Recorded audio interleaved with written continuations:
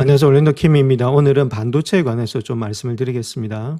자, 한 주 동안에 한국 분들이 많이 샀던 주식들을 한번 보겠습니다. 순매수 기준으로 봤을 때 첫 번째가 싹셀이죠. 이런 것들은 아무래도 반도체 3배짜리니까 아무래도 반도체가 많이 떨어졌으니까 산 것들, 그다음 브로드컴이라든지 엔비디아 이런 것들은 뭐 상당히 좋게 사셨다 이렇게 보시면 됩니다. 많이 떨어졌을 때 조금씩 담아가는 것은 상당히 좋은 모습에 있었다. 이렇게 말씀을 드릴 수 있겠고 뭐 이런 것들도 다른 것보다는 일단 3배짜리 레버리지를 쓰는 거 별로 안 좋아하는데 자기가 할 수 있는 한도 안에서 뭐 조금의 포지션 가지고 하는 거는 무방하다. 저 그렇게 말씀을 드립니다.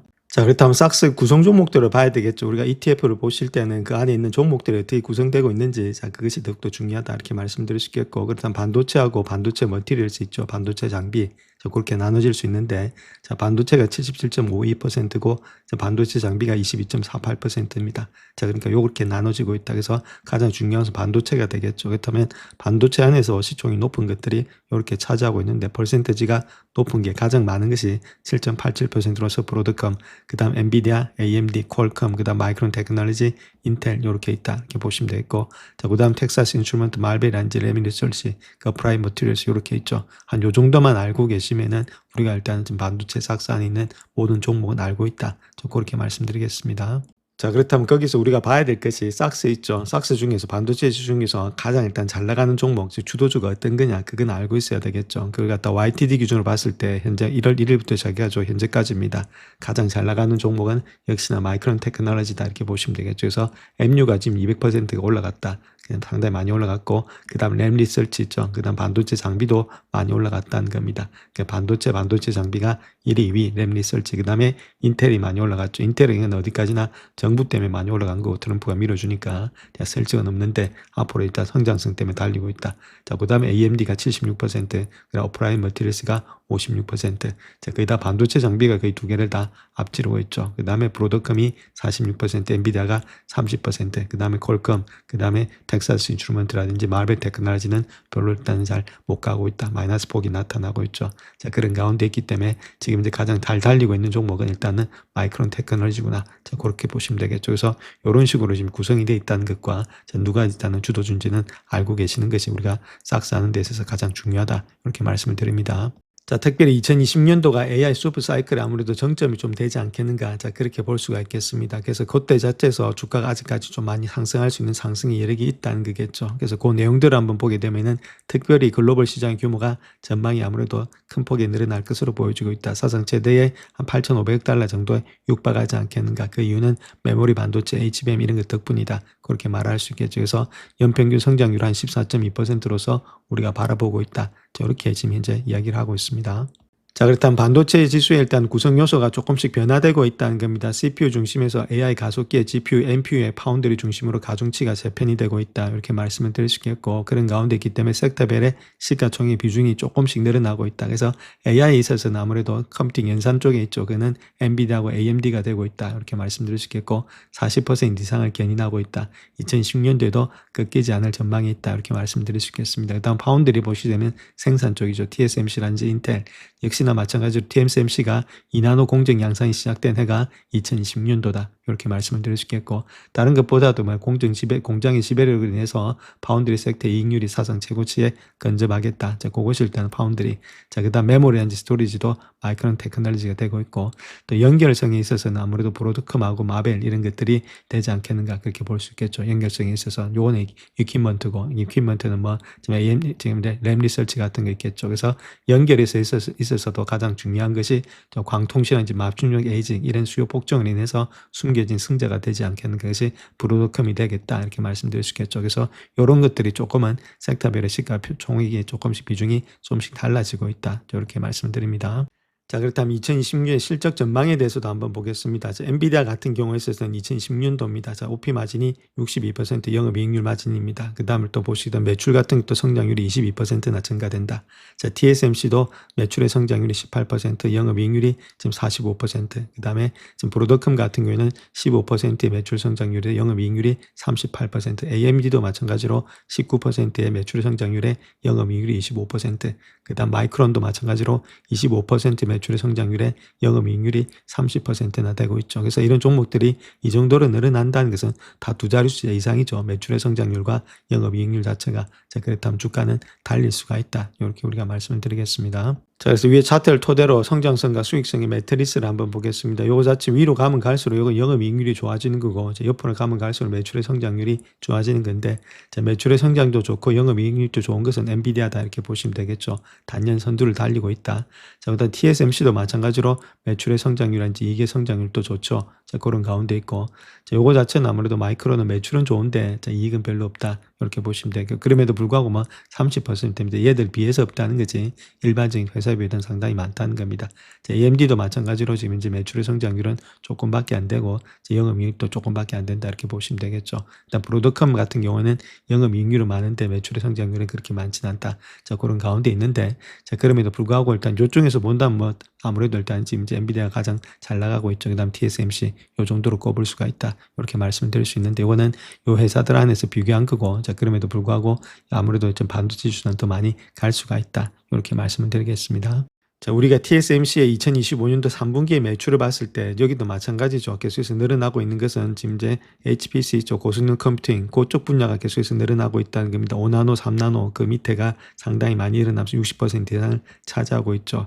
자, 그런 모습이 여기서 계속해서 나타나고 있다. 자, 그렇다면 이쪽에서 더욱더 많은 물량들이 나올 수밖에 없는 입장이 있다. 그래서 고성능 컴퓨터는 밑에 깔려 있는 것이 결론은 AI라는 거죠. 그래서 AI가 계속 발전됨에 따라서 반도체 시장이 늘어날 수밖에 없는 그런 구조를 가지고 있다. 이렇게 밝히고 있습니다. 자, 그렇다면 우리가 전체적으로 반도체 시장의 템 시장 규모가 어떻게 되고 있는지 요거부터 일단 먼저 파악해야 되겠죠. 요거부터 파악한 다음에 일단 주가가 어떻게 움직이는지 그걸 볼 수가 있습니다. 그래서 전체 반도체 매출을 본다면은 아무래도 2024년도는 필요 없겠고 2025년도 보게 되면 7,280에서 7,722. 자, 그다음 2026년도 보면은 8,000에서 10,000까지도 간다는 게 좀 엄청나게 뛴다는 겁니다. 그래서 전년 대비 성장률 YOY 기준으로 봤을 때는 22%, 22.5% 여기는 10에서 30%까지도 갈 수 있다. 보통 한 20% 이상 올라간다는 것은 성장률이 아직까지는 상당히 높다 이렇게 보시면 되겠죠. 그렇다면 꾸준히 성장이 되고 있다면 충분히 일단 우리가 요 투자할 만하다. 그렇게 보시면 되겠죠. 그래서 로직, 메모리, 그 다음에 일단 AI 요 세 가지로 일단은 반도체 성장률을 볼 수 있는데, 자, 아무래도 로직은 요거 일단 37에서 30으로 좀 줄어듭니다. 반면에 메모리 같은 건 28에서 30으로 약간은 성장하겠고, 자, 가장 일단 많이 가는 것이 AI 전용 칩 있죠. 이것이 1500에서 더욱더 가파르게 성장한다는 겁니다. 요것 때문에 지금 이제 반도체 시장이 가고 있다 이렇게 보시면 되겠죠. 즉 말해서 옛날에는 경기 순환주가 됐던 것이 필라델피아 반도체 지수와 즉 삭스였는데 지금 이런 모습 속에서 이런 건 없다는 겁니다. 더 이상 일단은 삭스 반도체 지수가 경기 순환이 아니다. 자, 그렇기 때문에 PBR이라는 게 한국도 마찬가지입니다. 이제는 PBR로 할 때가 아니다 이렇게 보시면 되겠죠.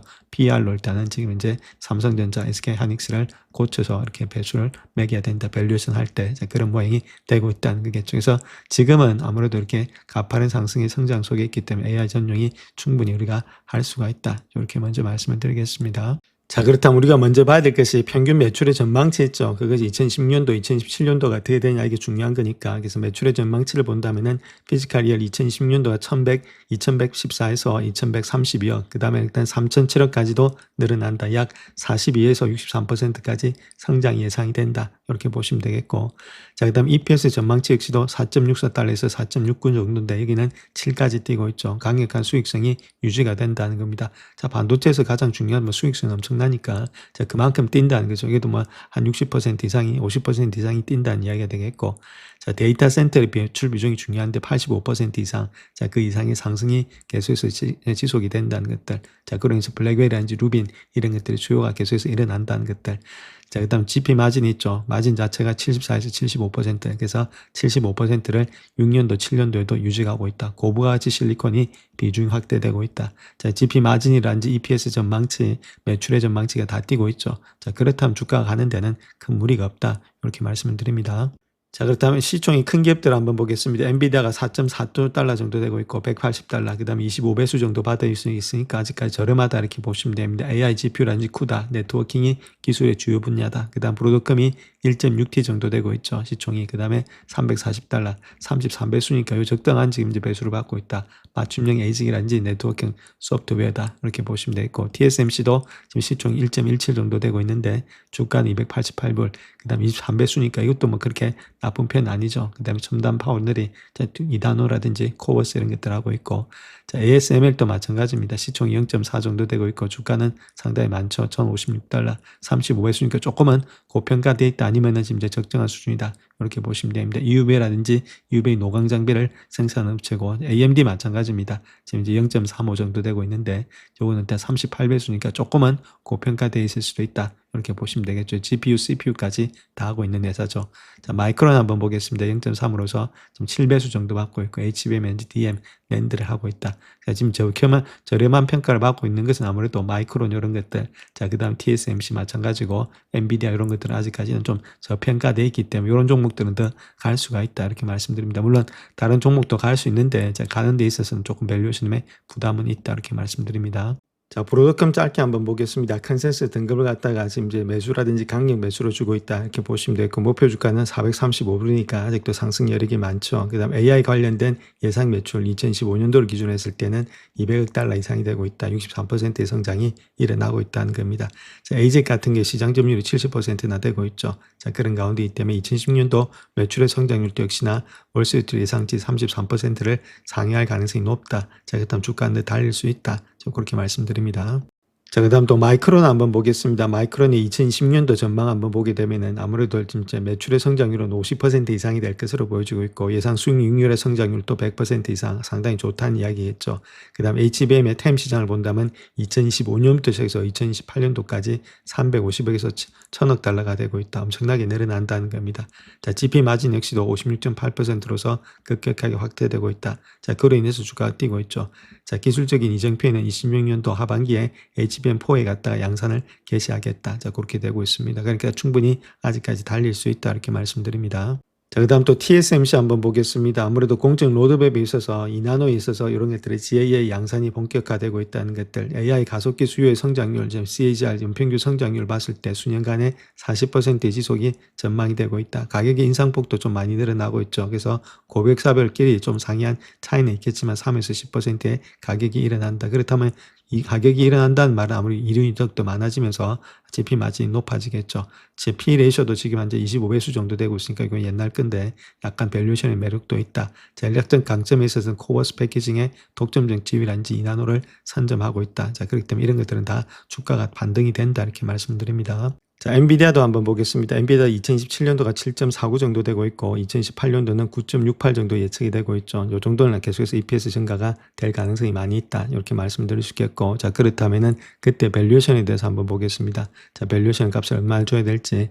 EPS에 지금 이제 아까도 보시피 싹다 평균이 24배수니까 24배수를 주면 되겠죠. 24배수보다는 항상 높게 거래가 되고 있습니다. 보통 45배수 이렇게 받고 있으니까 아주 저렴하게 우리가 생각해서 아까 TSMC하고 마찬가지로 이렇게 했을 때에 지금 모습에서 어느 정도 나오느냐 이렇게 보시게 되면은 지금 모습에서 2027년도 걸 가지고 와야 되겠죠. 그래서 7.49, 7.49에다가 24배수 해줬죠. 자, 그렇게 했을 때는 180불 정도가 되고 있다는 겁니다. 그래서 180불 정도는 아무래도 가장 저렴한 가격이다 이렇게 보시면 되겠죠. 2027년도에 2020년도에 우리가 받을 수 있는 그 지금 현재 모습 속에서의 가격대다 이렇게 보시면 되겠고, 나는 그렇다면은 2027년도가 이 정도 되고 있으니까 2020년도에 가격이니까 2027년 걸 가져왔으니까 난 조금 더 기다려 보겠다. 조금 더 뭐 1년이 한 6개월 정도 더 가보겠다. 자, 그렇게 했을 때 이거는 지금 제가 말씀드린 건 가장 적게 24배수를 주는 거고, 자, 그렇다 하더라도 9.68이죠. 일단 9.68에다가 지금 모습에서 24배수를 주겠다. 자, 그렇게 했을 때는 232불까지 간다는 겁니다. 232불까지.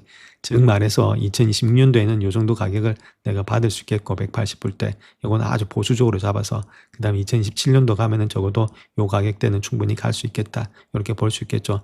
가장 일단 컨저버티브하게 보수적으로 잡아서도 이 정도가 되고 있으니까 주가가 180불 때 빠지면은 담으셔서 길게 보시면서 들고 간다면은 충분히 수익이 나겠죠. 자, 그런 식으로 하셔서 들고 간다면은 수익이 나는 종목들입니다. 그렇기 때문에 안전하게 안전빵으로, 자, 그렇기 때문에 이렇게 엔비디아 마찬가지죠. 이렇게 밑으로 내려왔을 때 정말 180불 때 밑에 있을 때 있죠. 자, 그럴 때 조금씩 담으셔서 길게 보시면서 들고 가면은 충분히 일단 벌 수 있는 주식인데, 이걸 갖다 뭐 단타를 친다든지 뭐 그렇게 하시면 안 안 되겠죠. 그래서 시간이 좀 걸릴 뿐이지 우리가 일단 충분히 들고 가게 되면 먹을 수 있는 종목 중에 하나가 되고 있다. 저렇게 말씀을 드립니다. 자, 그렇다면 우리가 쉽게 어떤 종목을 투자해야 돈을 벌 수 있는지 한번 보겠습니다. 이 TSMC다 이렇게 말씀을 드릴 수 있겠고, TSMC를 가지고도 충분히 많은 돈을 벌 수가 있다는 이야기가 되겠죠. 자, TSMC를 우리가 보면서 한번 보겠습니다. 자, 그렇다면 지금 현재 모습에서 EPS가 15.6달러 정도 되고 있다. 2017년도 거를 가져와서 해야 되겠죠. 벌써 2016년도니까. 자, 그렇게 했을 때 밸류에이션을 한번 보겠습니다. 자, 밸류에이션을 보시게 되면 이게 37배수 정도 되고 있는데, P 레이쇼 일단 포월드 기준으로 봤을 때 요건 24배수밖에 되지 않고 있죠. 섹터 평균은. 그 다음에 5년치 평균도 45배수니까 상당히 일단은 고평가되어 있습니다. 그렇다면 우리가 24배수를 가지고 한번 이야기해 보겠습니다. 24배수를 했을 때 얼마만큼의 지금 주가가 나올 수 있는지, 자, 그거 한번 보시게 되면 지금 이제 15.6달러라고 말씀을 드렸죠. 자, 그런 가운데 있다면 15.6달러 곱하기 해서 지금 모습에서 24배수죠. 자, 그렇게 했을 때 지금 이제 374불 정도가 나타난다는 겁니다.